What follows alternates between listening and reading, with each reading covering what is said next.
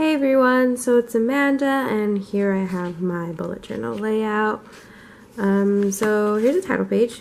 Well, first to start, something that didn't work out for me was a key.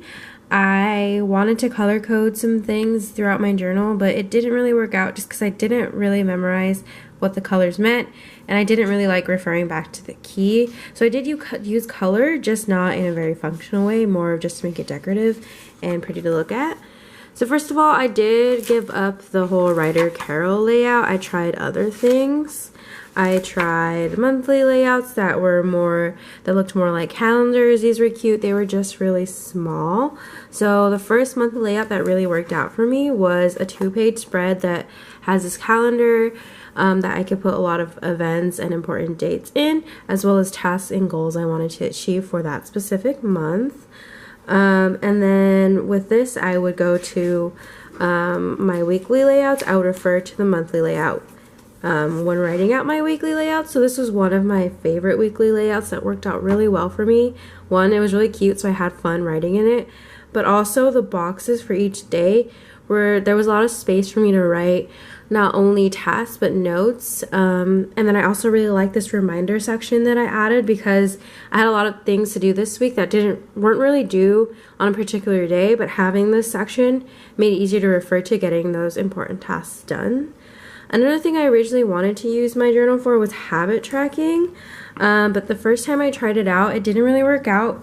I didn't want to draw different trackers out, so I printed them out and tried pasting them in here, but as you can see, I didn't really fill it out. I was doing okay with the water tracker, but then again, I didn't end up filling it out. And so then I did try drawing different trackers out. I had an eating out tracker and a spending money tracker, but I didn't like how this turned out just because they weren't really beneficial. They were just telling me if I did eat out or if I did spend money, but not really what I could do with that information, so I stopped using it. I also had a sleep log that I really liked, but then I got really busy, so I didn't get to finish it. So I'm still unsure about how I feel about these trackers, but I definitely want to try them in different ways. Something else I did that I really liked, I guess you could call this a collection. I challenged myself to try a capsule wardrobe. If you haven't heard of it, basically you just limit yourself to a specific number of clothing items for a specific amount of time. I did a week, and I had a lot of fun putting this into my journal because I wrote out why I wanted to do it, what I had to do, and even wrote out what outfits I wore, and then each day I tracked how I felt about that outfit in that day, and then at the end of it I reflected. So I'm thinking maybe I could use this in future trackers where if I have specific goals, I really lay out the purpose of them, what I want to do, how I want to do it, and just track what I do and whether I meet that goal. So I think maybe in the future that's how I will try habit tracking. I also tried time blocking on a couple of different layouts. This was one of them. I used the color strategy, but ended up having too many categories, too many colors, and the colors were way too dark, so I couldn't even see the times.